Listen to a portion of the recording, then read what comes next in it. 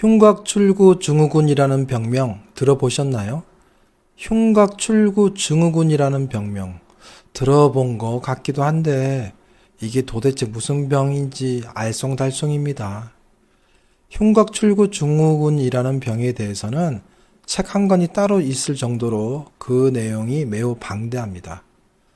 오늘은 손저림과 흉곽출구증후군이라는 주제로 간략하게 다루어 보겠습니다. 오늘의 내용이 많이 생소하겠지만 오늘도 새로운 생각의 힘을 가져가시기 바랍니다. 손저림과 관련해서 오른쪽 손바닥을 보겠습니다. 편의상 세 번째 손가락을 기준으로 얘기하겠습니다.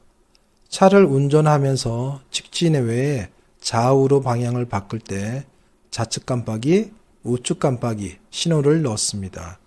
직진 방향은 세 번째 손가락, 좌측 깜빡이는 4, 5 손가락, 우측 깜빡이는 1, 2 손가락입니다. 차량 비상등을 켜면 좌우 깜빡이가 같이 들어옵니다만 우리가 운전할 때 좌측 깜빡이와 우측 깜빡이를 동시에 켜지는 않습니다. 목 디스크와 손목 터널 증후군은 우측 깜빡이입니다. 흉곽출구 증후군은 좌측 깜빡이입니다. 흉곽출구 증후군에서는 첫 번째 좌측 깜빡이만 켜짐, 두 번째 좌측 깜빡이 플러스 우측 깜빡이 두 개가 다 켜지는 경우가 있습니다. 즉 차량 비상등이 켜지는 겁니다. 중요한 건 이겁니다. 어쨌든 좌측 깜빡이는 계속해서 켜져 있는 겁니다. 강조하고 싶은 것은 좌측 깜빡이, 즉 4, 5 손가락이 증세에 들어간다는 겁니다. 자료 하나 봅니다. 손목 터널이 심해지면 손저림 외에 손의 살이 빠집니다. 근데 흉곽출구증후군에서도 손의 살이 빠집니다. 손이 저리고 살이 빠져서 손목 터널 수술했는데도 차도가 없어서 그 이유를 조사했더니 실제로는 흉곽출구증후군이었다라는 보고가 있습니다. 구별이 어렵다는 겁니다. 좌측이 손목 터널, 우측이 흉곽출구입니다. 비슷해 보이지요? 둘 다 살이 빠져 있습니다. 그림 하나 더 볼게요. 흉곽출구증후군으로 손이 저리고 살이 빠진 경우입니다.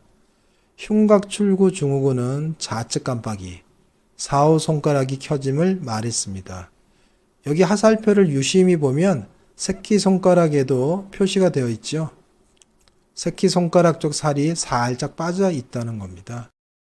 흉곽출구증후군에서는 좌측 깜빡이, 즉 4, 5 수지, 특히 새끼손가락을 꼭 기억해 주세요. 손목 터널과 흉곽출구증후군은 두 개 다 손이 저리고 손의 살이 빠집니다. 두 개의 구별은 실제로 상당히 어렵습니다. 조금 더 얘기를 해보겠습니다. 흉곽출구증후군은 목의 근육이 신경을 누르는 겁니다. 다리의 이상근 증후군처럼요. 다리에 이상근 증후군이 있다면 팔에는 흉곽출구증후군이 있습니다. 흉곽출구증후군에서는 신경이 눌리면 이론적으로 손가락 5개 모두의 신경압박 증세를 만들 수 있습니다. 좌우 깜빡이가 모두 켜지는 상황, 비상등이 켜지는 상황이 발생합니다. 흉곽출구증후군에서는 특히 좌측 깜빡이, 새끼손가락 증세가 섞여서 나오는 걸 주목해 주세요. 목 디스크, 손목 터널 증후군, 우측 깜빡이와 구별되는 흉곽출구증후군의 좌측 깜빡이 증세 꼭 기억해 주세요. 그리고 세 번째 손가락을 기준으로 나누어지는 좌측 깜빡이와 우측 깜빡이에 동시에 불이 켜질 수 있습니다. 비상등이 켜지는 겁니다. 서로 멀리 떨어져 있는 엄지와 새끼손가락 두 곳의 증세가 동시에 나올 수도 있다는 겁니다. 손에서의 우측 깜빡이는 정중신경, 좌측 깜빡이는 척골신경이라고 부릅니다. 정중신경 플러스 척골신경 증세 두 개가 한꺼번에 나올 수 있다는 겁니다.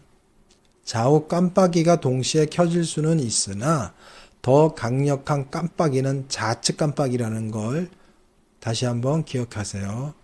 우측 깜빡이보다 좌측 깜빡이가 더 크게 켜집니다. 우측 깜빡이 정중신경보다는 좌측 깜빡이 척골신경이 우세한 증세입니다. 진단은 어떻게 할까요? 자세 불량이 흉곽출구 증후군의 주된 원인이므로 목의 엑스레이 사진에서 목이 틀어진 형태가 많이 나옵니다. 삐딱하다는 겁니다. MRI와 초음파에서 두꺼워진 사각근이 증명되기도 합니다. 드물지만 근전도에서 이상 소견이 나올 수 있습니다. 그러나 흉곽출구군은 검사가 정상인 경우가 많아서 진단이 어렵습니다. 외래에서 진찰해 보면 사각근을 지그시 누르면 통증을 호소합니다. 사실 이게 제일 중요한 겁니다. 흉곽출구 증후군은 급성과 만성 두 가지 형태입니다. 급성인 경우 특히 교통사고 후 손저림은 흉곽출구 증후군과 관련되는 비율이 대단히 높습니다. 만성인 경우는 목 근육이 장시간 긴장되는 자세, 목을 들고 하늘을 쳐다보는 동작이 여기에 해당됩니다. 대표적인 게 자동차 정비 하시는 분들입니다. 자동차 정비, 건설 현장 타워 크레인 운전, 스포츠의 경우 목 근육에 힘이 걸리는 자세들이 해당됩니다. 테니스 서브 넣을 때, 배드민턴 칠 때 계속해서 하늘을 쳐다보고 있죠. 수영도 흉곽출구 증후군과 연관이 있다고 보고합니다. 치료는 어떻게 할까요? 도수치료나 주사치료를 합니다. 도수치료를 먼저 추천하는데 이상근 증후군과 흉곽출구 증후군은 도수치료 연구가 굉장히 많이 되어 있는 분야입니다. 도수치료 성적도 괜찮다고 보고하고 있습니다. 도수치료는 일단 접근성이 좋습니다. 치료하는 과정이 그렇게 아프지는 않으니까요. 도수치료 후에도 차도가 없다면 주사치료를 합니다. 주사라는 게 도수치료보다는 좀 불편한 치료입니다. 불편하다는 건 좀 이해해 주셔야 합니다. 목에 주사를 맞는다면 위험하지 않느냐 하며 거부감을 가지는 분들도 있는데 주사치료는 안전합니다. 오늘의 영상 정리합니다. 우측 깜빡이 목 디스크와 손목 터널 증후군과는 다르게 좌측 깜빡이 새끼손가락 증세가 포함된다면 흉곽출구 증후군 확률이 올라간다.